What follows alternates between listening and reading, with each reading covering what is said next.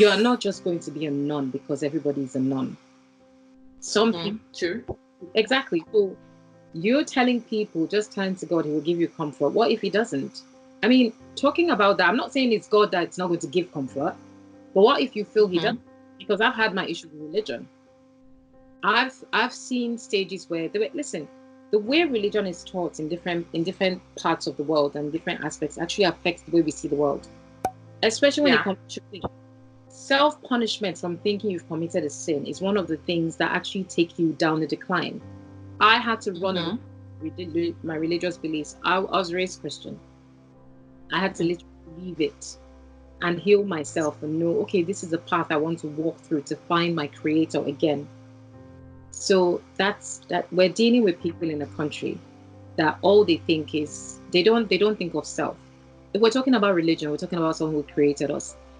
If I want to be religious, I would say God said, created you in my image and likeness, meaning he made you with all perfection, but he understands that you might have glitches in your system, and he's giving you to search within your glitches, try and fix what you can, find the answers. This is why they have terminology. So if someone goes, I have depression, they found an answer to how they're feeling, and then you can now take that to your psychologist or your God. But no, they just think, you know what, I'm feeling sad and I'm running straight to God. And he's like, well, I gave you the solution, the formula, I gave you every single thing. So not to drag it on, we're dealing with people that don't even know how to research themselves internally. How are they going to be able to deal with people on the outside? It's impossible. I was raised in a Christian Muslim home. I was once a Muslim, became a Christian. My dad is Muslim, my mom is Christian. And, you know, my dad is also a doctor. So he's quite open-minded about all of these things. He knows about mental health. But my mom, on the other hand, is a highly religious person. Yeah. You know, and I don't blame her for that, because that's what she knows and that's what she's been taught. When I went home based on this whole, you know, the anxiety thing before I was diagnosed, she only could help with what she knew, what she understood. And that was go to God, you know, go pray about it. Let's go to church, give your life to Christ. And even though it pained me and it hurt me, I understood that that's all she knew. And one thing I appreciate her for is when I talk to her about all of these things in terms of, you know, what it is, how it affects me, let's put religion aside, she listens and she understands. So that is someone who is willing to listen, someone who is willing to change their perception. We are not saying anybody should drop their religion or displace what they believe in. I would say that people need to start to meet every other person, even themselves, in the middle. And, you know, I had a question for you.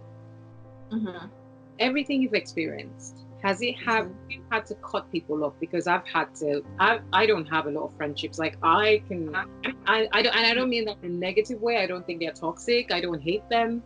Or have you had to make the difficult decision to say this person is not healthy for me in any capacity? Severally. Severally. Yeah. I have cut a lot. I am not a very patient person. I just can't deal, honestly. I can't. I have cut so many people out of my life. I am unapologetic about it. Absolutely unapologetic. Because for my own sanity, for my own peace of mind, those people need not be in my life. Yeah. And people have to ask themselves questions like, my actions and my words, if they affect this person and I no longer have this person in my life, will I be okay? Part of my illness, which is, I think I don't know if they have that terminology. It's like I had doormat syndrome, where they had to see me a couple of times and I had nothing left before I dropped things. So I'm actually proud and I'm happy that you're someone that identifies, detects, and cuts off. I never knew that. But that also stems from my belief about myself, which is what you were talking about confidence. So yes. So I'm glad that you cut them off. They say, even in the Bible, it says, if your hand causes you to sin, cut it off. I would say the same thing. A lot of people had to live my life. They had to completely. You see, I wouldn't be here making this with you if I still had a lot of people in my life. And even with this me coming out the way it is now, which I'm actually really happy I have, I am going to comments. I am going to get people having some solution for me. And I am also looking forward to applying the same principle, like you said. If they're not good for me, I'm cutting them off.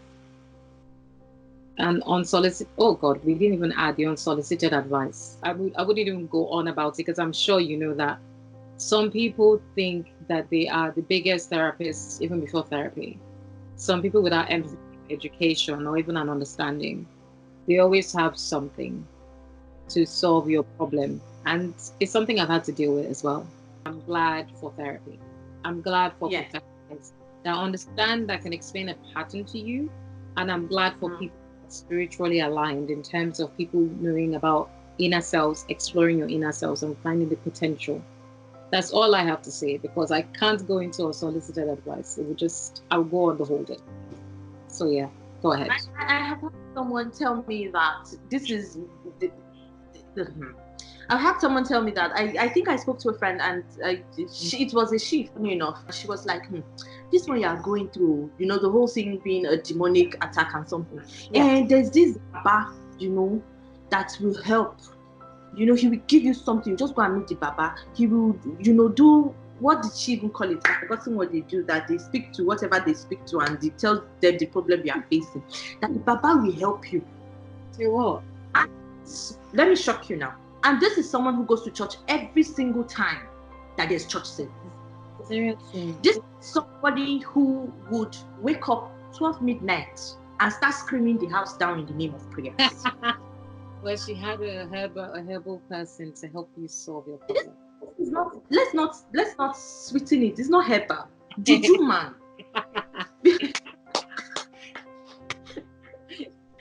He wanted me to go to meet a juju man. Oh, God. For a cure. Now, okay, I know we all of these things. I know there's still a lot more. If we are to cover all of them today, we would not be able to. It's a lot.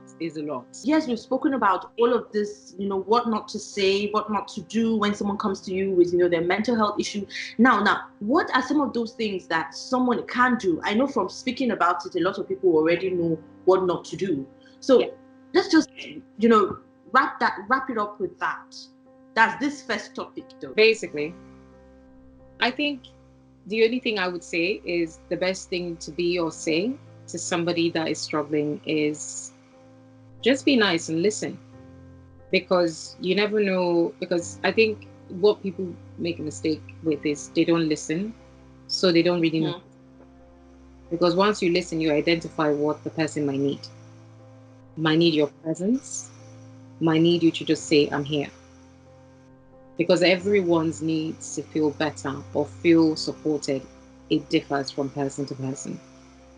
What would you say? I would say that, yes, we all have our own personalities. We all have whatever we believe in. We all have perception, values, and beliefs. Yeah. But at the same time, when dealing with a person, yes, our personalities sip through, and that is okay. But at the same time, whenever someone comes to you with, I am mentally, you know, struggling, I have a mental issue, sometimes you not saying anything is all they need, truthfully. If you want to say or do something, ask yourself this question. If I say this, would it be something I would want said to me whenever I'm going through this? This is not to say, I am not praying this on anybody, but that would give you an insight as to how to better help this person. And also how you might like to be helped might be different from what the person actually needs. Like you said, we can't speak generally for everybody. You know, for me now, if I'm, you know, feeling some type of way and I tell a friend or I tell a family friend, all I need is for you to listen and think about all of these things, because you never know if what you say to that person would prevent the person from doing something crazy to themselves, prevent the person from sinking in deeper. Like, you never know. Yeah.